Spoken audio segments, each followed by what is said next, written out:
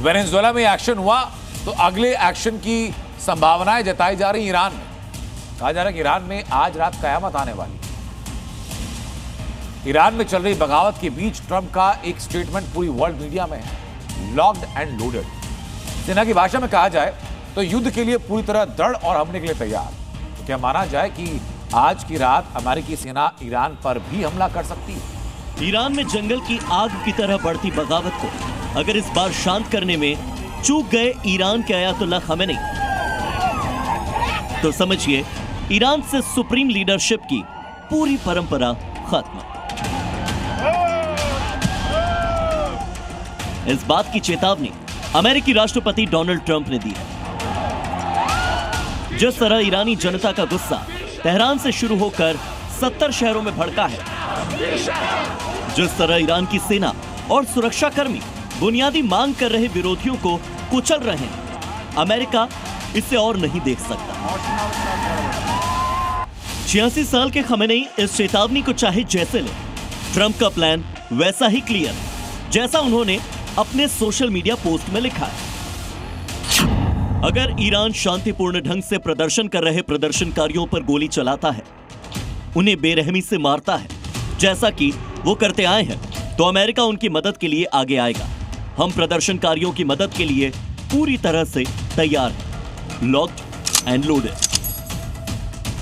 Donald Trump के बयान से पहले अमेरिका का विदेश मंत्रालय भी ईरान के प्रोटेस्टर्स की हिम्मत की तारीफ कर चुका है। उन्हें यह कहते हुए समर्थन दे चुका है कि तानाशाही सत्ता के सामने अगर लोग अपनी बुनियादी जरूरतों के लिए इस तरह से आवाज उठा रहे हैं, तो हम उनकी हिम्मत की दाद देते हैं। शांति से प्रदर्शन और बेहतर सुविधाओं की मांग उठाना कोई जुर्म तो नहीं। पूरे ईरान में लाखों की तादाद में विरोध कर रहे ये प्रोटेस्टर्स यही तो कर रहे हैं, लेकिन जिस बेरहमी से ईरान की सेना और मॉरल पुलिस प्रदर्शनकारियों को हैंडल कर रही है, ट्रंप ने अब उसे सीधे एड्रेस किया है। ईरान पर अमेरिका अलर्ट। क्या है ट्रंप का अटैक प्लान?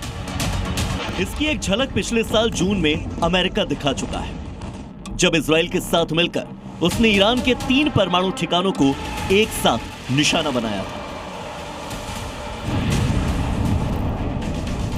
अमेरिका ने उस औचक हमले को ऑपरेशन मिडनाइट हैमर नाम दिया था।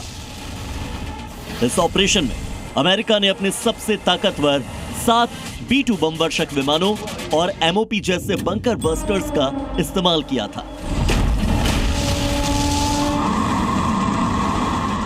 उस अटैक के साथ ही ट्रंप ने यह भी कह दिया था कि अयातुल्लाह खामेनी जैसे तानाशाह को धरती पर जिंदा रहने का कोई हक नहीं। उनके सपोर्ट में इजरायली सेना ने भी ये कहा कि हम उस ठिकाने को ढूंढ रहे हैं जहां खामेनी छिपा हो, हम उसका खात्मा चाहते हैं।